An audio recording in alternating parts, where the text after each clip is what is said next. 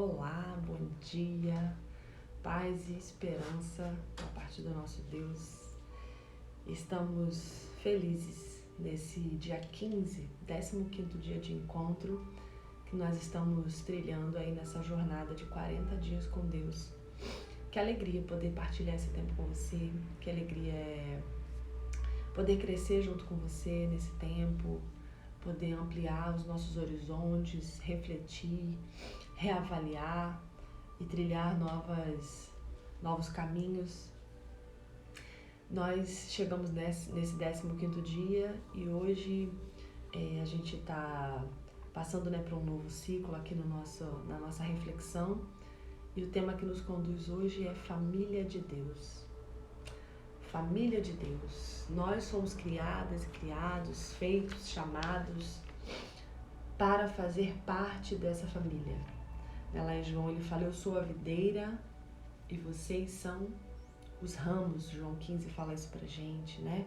Em Romanos o apóstolo Paulo fala: Cristo nos faz um corpo, conectados uns aos outros. É sobre isso, sobre estar conectados, sobre se relacionar, sobre viver uma vida com Deus. Nós falamos tanto aqui já de cultivar um relacionamento, de agradar a Deus, de adorá-lo, pensando sobre essas características, sobre esses posicionamentos, sobre essas posturas que nos levam a isso. Mas essencialmente, Deus nos faz suas filhas e filhos.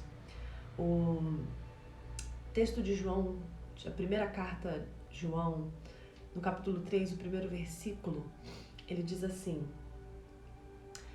vejam como é grande o amor que o Pai nos concedeu, sermos chamadas de filhas e filhos de Deus, o que de fato somos. 1 João 3:1. Então, Deus nos faz e nos torna família sua, filhas e filhos seus. E o apóstolo disse: nós de fato somos isso, somos a família de Deus. E é muito interessante porque quando a gente está falando dessa dimensão familiar, dessa família de Deus, a gente precisa pensar antes disso, né? A doutrina da Trindade. Que Deus em si mesmo é família. Deus em si mesmo é relação. Né? Deus não tem uma relação conosco porque Deus é relação. Né? Deus não tem relação Ele não cria, não estabelece relações, porque Ele mesmo é relação. E durante muito tempo, a doutrina da Trindade foi algo abstrato para mim, assim, algo difícil de compreender, e a gente pensar sobre isso, 3 que é 1, e como que isso vai fazer sentido, e é difícil e muito nova ainda. A minha compreensão da doutrina da Trindade foi se expandindo quando eu pensei na dimensão da música, né? Ou na dimensão dos estados da água, por exemplo, que é um só, mas se manifesta de formas diferentes.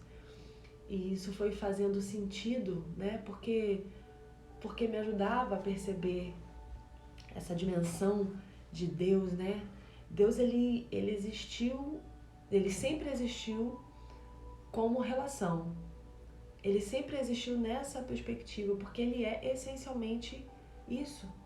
Deus é relacionamento perfeito, né? Ele não entra em relacionamento, como eu disse. E quando ele pensa em nós, quando ele nos cria, e quando ele dá o seu Filho por nós, quando o Espírito Santo é enviado para nos consolar, mas também para nos impulsionar na jornada, ele está falando de nós também como suas imagens, imagem e semelhança. Não é assim que nós somos criadas e criados por Deus? Então, a doutrina da Trindade, longe de ser essa doutrina abstrata, distante, subjetiva, ela trata de coisas concretas do nosso cotidiano. Ela fala desse movimento eterno de Deus em relação a nós, esse movimento redentor, mas ela também fala da nossa reação e da nossa disposição para o relacionamento, que está vinculado a nós essencialmente pela criação, pela imagem e semelhança que temos de Deus. Se somos a sua imagem, se somos a sua semelhança, então a doutrina da Trindade ela também está preocupada com a nossa vida, com a nossa maneira de enxergar, com a nossa maneira de viver, com a nossa maneira de nos relacionarmos, né? Ela demonstra para nós esse movimento de Deus em direção a nós, nos redimindo, nos trazendo para perto de si, né? E nós nos tornamos, como o texto de 1 João falou, filhas e filhos de Deus. O amor de Deus nos concede isso, sermos chamadas de filhas e filhos de Deus. Isso significa que nós passamos a fazer parte da família de Deus, que nós passamos a fazer parte do seu corpo, da sua igreja, que nós passamos a integrar um corpo vivo. E pensando ainda, né, nessa dimensão da Trindade que se colocou para nós, ela, falando dessa relação, ela impulsiona a gente no nosso louvor a Deus, mas fala também de salvação e abre para nós essa possibilidade, né, de ser família. E como isso é bom, como isso é bom, porque o texto sagrado diz, olha, por ser filho de Deus, também o tornou herdeiro. Nós estamos coerdando com Jesus essa filiação de Deus. Por que fazer parte da família de Deus é tão bom? Por que essa herança é tão boa? Porque a gente passa a crer naquilo que não é finito, mas naquilo que é eterno. Então, a gente vive e crê que está com Deus hoje, mas também para sempre. A gente crê na transformação e nos corpos glorificados que teremos, como Cristo, porque a gente crê que, fazendo parte dessa família, nós estamos lutando, combatendo, estamos na mesma missão para a plenitude do reino, onde nós seremos livres de toda dor, de todo sofrimento, onde a morte já não existirá mais. E porque somos convidadas e convidados a participar da glória de Cristo. Essa é a nossa herança.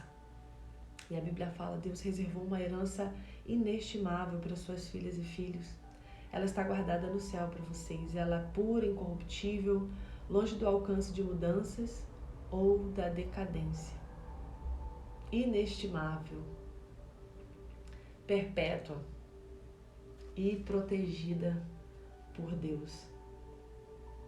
Então a igreja é este lugar, essa família onde nós podemos nos inserir, onde podemos vivenciar, onde podemos amadurecer a nossa fé, onde podemos nos conectar. É esse lugar de testemunho, é esse lugar de avançar, de crescer, de desenvolver a nossa experiência com Deus. A gente tem falado sempre, aqui as últimas reflexões, sempre dos aspectos mais íntimos do relacionamento com Deus, dos aspectos mais individuais do relacionamento com Deus. Mas quando a gente está falando de ser família de Deus, a gente está falando de ingressar nesse corpo, de fazer parte da vida desta família de fato, de vivenciar a comunhão dos santos. E algo que é muito importante nesse movimento de ser parte da família de Deus é a dimensão do batismo, né? A gente crê que o batismo é esse sinal visível, né, da graça que a gente não consegue ver. E quando a grande comissão é o desafio para os cristãos e cristãs, o batismo tem uma grande importância aí, né, do lado das missões de evangelismo, de edificação. E por que ele é tão importante? Porque ele é esse símbolo. É o símbolo de que você agora faz parte da família eterna de Deus.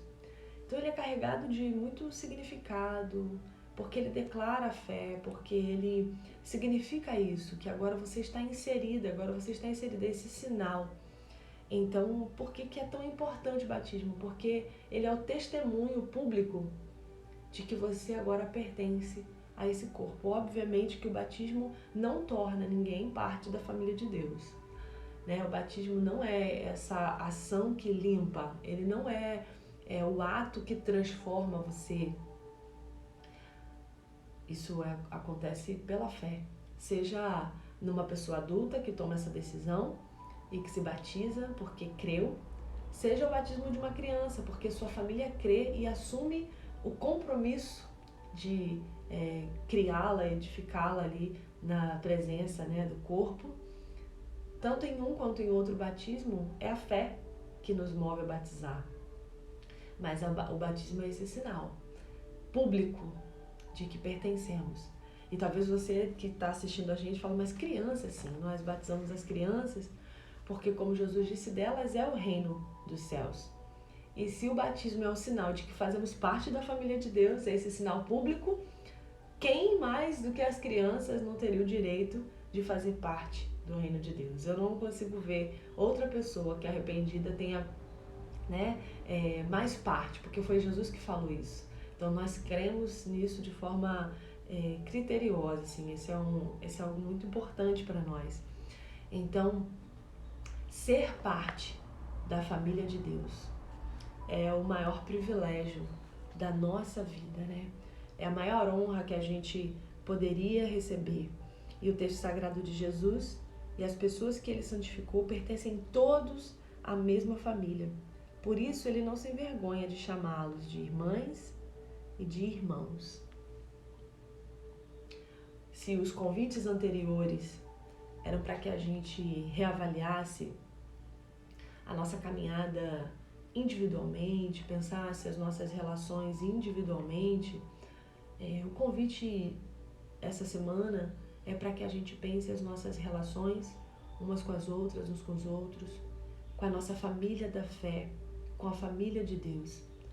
E a igreja, a instituição, ela pode muito bem se equivocar, ela pode muito bem errar, ela pode muito bem escolher caminhos que não testemunhem, mas a igreja de Cristo, ela é esse lugar essencial para nós vivermos a nossa fé. A gente não está falando sobre uma igreja abstrata, a gente não está falando sobre algo subjetivo, mas a gente está falando desse encontro real de pessoas que, com uma fé comum, com uma missão em comum, são transformadas em família. Família da fé, família de Deus. Então, ser incluída na família de Deus é uma honra, né? É um privilégio. E a gente às vezes olha pra gente e se sente insignificante, desprezado, inseguro. E o que a gente precisa pensar, lembrar, saber é que nós não estamos sós. É que fazemos parte de um corpo. E esse corpo é a família de Deus. Então, sempre que você sentir-se dessa forma, se lembre a quem você pertence, a que família você pertence, a importância desse lugar, não do ponto de vista do desprezo do outro, mas da valorização do outro, da valorização das relações, da valorização da comunhão. Você foi moldado para pertencer à família de Deus. Você foi criado para pertencer à família de Deus. Você foi resgatada, regenerada para fazer parte, para ser parte da família de Deus. E esse é o tema para a nossa reflexão hoje. E o versículo que nos conduz nessa manhã é o de 1 João 3:1, para você meditar aí durante todo o seu dia. Vejam como é grande o amor que o Pai nos concedeu, sermos chamadas filhas e filhos de Deus, o que de fato somos. E uma pergunta aí pra gente refletir, né? Pensando nessa comunhão, pensando nesse olhar para as outras e para os outros. como tem sido a minha relação com os outros membros da minha família da fé. Que tipo de relação eu tenho estabelecido, como eu tenho entendido Deus relação na minha vida e como isso tem me impulsionado a viver as minhas relações. Para a gente refletir hoje. Vamos orar? A igreja, ela precisa ser esse lugar, né? Que oferece uma dimensão radicalmente diferente da que o mundo oferece. Então, que nós possamos, só que a igreja é a comunhão, né? A nossa comunhão.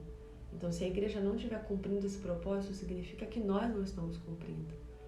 Então, orar para que Deus nos impulsione na vida e na caminhada da igreja. Deus de bondade, de graça, de misericórdia, que bom, Senhor, é ouvir a Tua voz, a Tua palavra que nos diz que somos filhas e filhos Teus. Que bom, Senhor, saber que o Seu amor nos redime, nos salva, nos transforma, nos liberta. Que bom, Senhor, saber que antes de tudo o Senhor é relação, em si mesmo o Senhor é relação e amor. E que bom saber que fomos feitos à Sua imagem e semelhança e por isso também, Senhor, essa é a nossa essência. Deus, nós nos decidimos por caminhar contigo quando fomos alcançadas e alcançados por Ti. E queremos, Deus, sim, testemunhar para esse mundo como parte da Sua família. Permita que os nossos corações estejam sensíveis, ó Deus, porque relação tem a ver com ouvir, tem a ver com compreender, tem a ver com se colocar no lugar, tem a ver com ter misericórdia, compaixão, generosidade, ó Deus. Senhor, permita que a Teu exemplo, Senhor, que pela manifestação da Sua graça, Senhor, nós possamos sim, ó Deus, ser, Senhor, seres tão relacionais quanto Tu és. Senhor, que nós estejamos sempre abertas e abertos em direção a outra e o outro, que nós possamos, Senhor, cultivar, Senhor, relacionamentos que sejam saudáveis em Ti, que nós possamos olhar, Senhor, para outra e para o outro, ó Deus, e enxergar neles, Senhor, aquilo que são, ó Deus. Pai, tira de nós, Senhor, todo preconceito, tira de nós, Senhor, todo olhar, Senhor, que vem atravessado pelas ideias, Senhor, que esse mundo oferece, ó Deus, mas coloca em nós, Senhor, a essência do Teu Espírito Santo e ajuda-nos a enxergar como o Senhor vê. Pai, em nome de Jesus, que a Sua igreja, Deus, seja testemunho da Sua graça redentora e que nós possamos, como família da fé, ó Deus, testemunhar para esse mundo o amor transformador que o Senhor derramou sobre as nossas vidas.